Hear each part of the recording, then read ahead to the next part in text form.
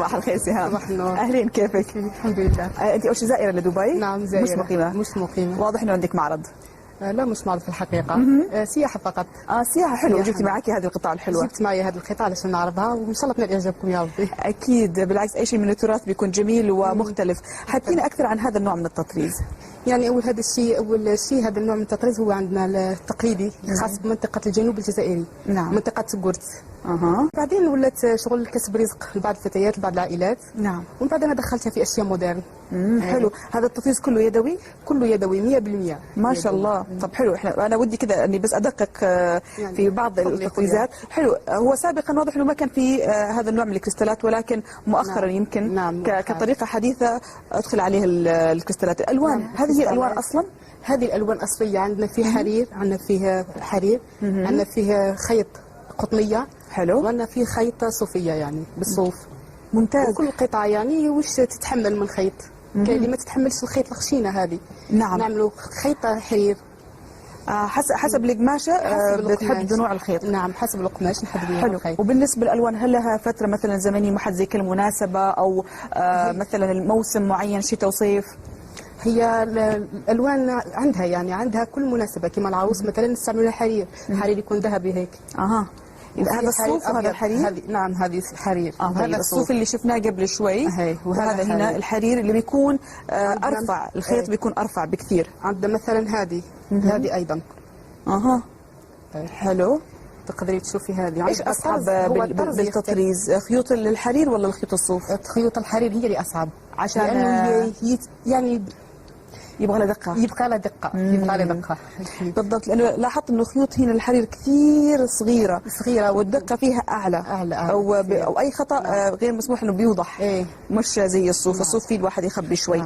طيب كمان القطع اللي اصلا انتم بتخيطوا عليها هذا النوع من التطريز كقصات عباره عن ايش؟ لا القماش يعني القماش هو عندنا وبر. عندنا وبر حر، وبر اصطناعي ايضا. عندنا الصوف الحره، صوف اصطناعيه. وفي يعني حاليا دخلت اقمشه جديده على السوق.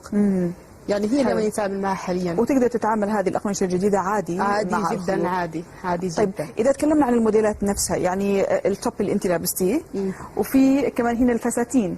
هذه الفساتين كمان نفس الشيء تراثيه ولا كيف؟ تراثيه، كلش تراثيه. فقط القصات يعني عندي القصات انا حبيت نعمل فيها مودرن. يعني حاجه تكون كلاس. نعم. حبينا نغيروا من انه كلش اثواب في القديم كانوا يستعملوا اجدادنا كلش فقط قنادير كما نقولوا احنا. قندوره عربي. حبيت ندخلها دوك على هكا يعني كما نقولوا مثل سروال عادي. حلو. مثل التوب عشان تلبسي على بنطلون. كات إيشاغ.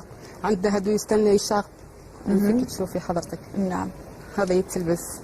حلو. ممكن يلبس حتى بالشتاء. عشان إذا كانت مناطق يعني حارة مثل الإمارات نغيروا في القماش مثل هذا مثلا. نعم. شيء فبصير أخف. حلو. عندنا هذا بياخذ وقت الشغل. بياخذ وقت تقريبا يعني زي هذه القطعه مثلا كنت تستغرب. لكن البنات اللي عندي ما شاء الله يعني نوجه لهم تحيه شاطرات. اكيد نوجه لهم تحيه، يعطيهم الف عافيه وتسلم الايادي. والخياطات اصلا ما شاء الله عليهم يعني التصميم اللي نحطه لهم يطلعوه مثل ما راكي تشوفي. عندنا هذه ستيل جلابه. في اقبال من السواح كثير من نفس السواح نحط اشياء تقليديه خاصه للمناطق الاوروبيه. الدول الاوروبيه هي فيها وهذه مناسبه لاجواءهم كثير. كونها بتدفي.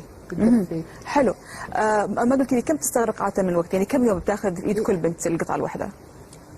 شهر هذا بالكثير شهر. عندنا لكن هذه القطعه اللي تاخذ وقت. اللي بالحرير توصل حتى لشهرين 3 أشهر. هذه اللي بالحرير اللي بتكون اصعب. نعم. ولما يكون ثوب عروس يعني ثوب عروس يعني يكون مشارجي كما نقولوا. مشارجي كثير. ما زال في عرايس الى الان بيحبوا يلبسوا الفستان التقليدي. يدخلوا عليه الطرز هذا. باللي زكسي هذا العقاقيش يعني بكل شيء. بالحزام. حلو. على فكره حكيكم كثير حلو. انا مبسوطه على كلامك. وانا حاسه اني خربت. طيب. لا بالعكس مفهوم جدا. في اكسسوارات ممكن ينشغل عليها زي مثلا شنط تكرم احذيه. نعم في مثل انا كذلك مدخله شنط. مدخله شنط حتى على الجلد. طرزت على الجلد. نفس الطرز اللي تشوفيه هو على الجلد. شنط فيه الجلد يعني بيكون قاسي مش زي القماش بيكون أصعب. عندنا جلد قاسي وجلد رفيع. نعم. ولكن يعني عندنا الإبر تتفرق. إذا كان جلد قاسي عنده إبرة خاصة به، وإذا كان جلد رفيع هذا مثلا الإشاق ثاني قصة يعني مختلفة.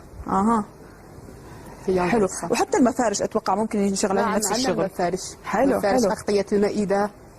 جميل، لانه ما في حدود ابدا لهذا النوع من التطريز. يعني ايش ما ينشغل عليه وفي عندنا امكانيه؟ تقريبا 600 ديسان. ما شاء الله. 600 ديسان. تعرفوهم كلهم؟ إيه كلهم نعرفوهم. ما شاء الله. حلو حلو. كل شيء باسمه، مثلا عندنا هذا اسمه البوبين، هذه اسمها الجلفه. اها. عندنا بزاف، عندنا وردة الفول، عندنا يعني مثل حلو. هذا مثل ما فيك تشاهدي ايضا. هذا بيجي قطعتين قطعتين مثل السروال. سروال قصير ومعها حلو، تعرفنا اليوم على اشياء جديده. يعني في الدول الاوروبيه هي يعني ماشيه اخذه شيء كبير يعني درجه ممتاز. سهام عن جد يعطيك الف عافيه، عرفتينا اليوم على شيء جديد، سواء كان من نوع التطريز، الاسماء، التداخل الالوان مع بعضها البعض، ومليئه بالحياه ما شاء الله والفرح. شكرا لك، نتمنى لك كل التوفيق، واكيد تحيه لكل اهل الجزائر. شكرا يا ربي يوفقكم. الله يسلمك جميعا. تسلمي حبيبتي.